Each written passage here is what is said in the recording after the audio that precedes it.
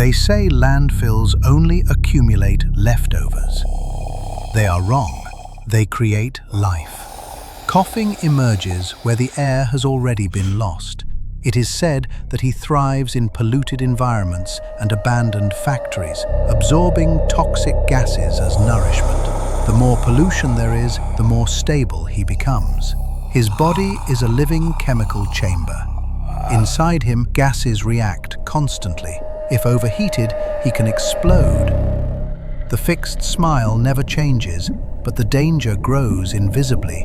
And there is something unsettling. Koffing does not resist pollution, he depends on it.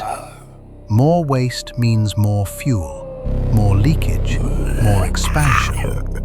But when residue accumulates for too long, one single toxic reservoir is no longer enough. The landfill begins to breathe in pairs. Wheezing is not merely evolution, it is accumulated pressure. Two connected brains, two lungs inflated with poisonous gas. He feeds on contaminated air and releases even more dangerous toxins. The worse the environment becomes, the more potent he grows. He absorbs invisible waste and redistributes it in concentrated form. He is territorial. If threatened, he releases suffocating clouds capable of covering entire areas.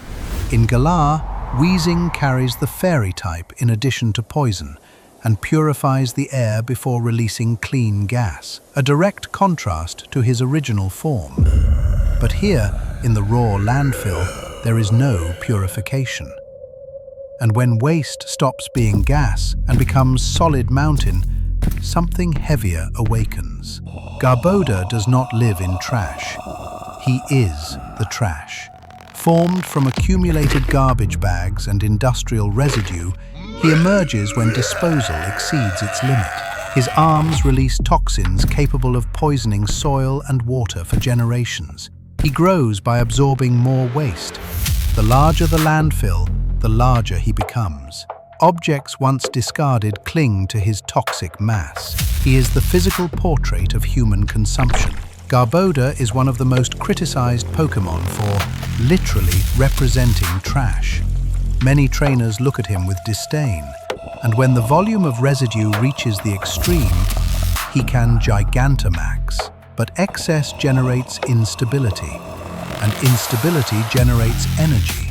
Toxicity transforms waste into sound and shock. His body produces electricity from accumulated chemical energy. He generates internal toxins and converts them into amplified electrical discharges. There are two forms, amped and low-key, reflecting different personalities. Together, they run the landfill.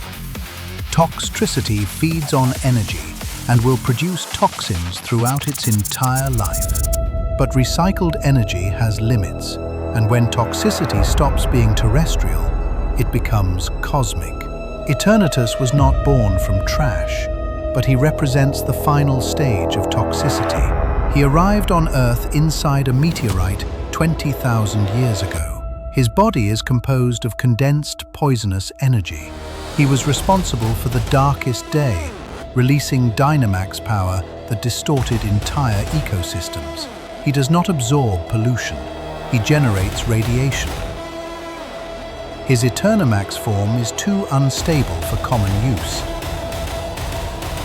In the landfill, we begin with human residue. We end with planetary threat. How far does the strength of poison-type Pokémon go? If you enjoyed this style of story, please leave a comment below and stay tuned for the next episodes.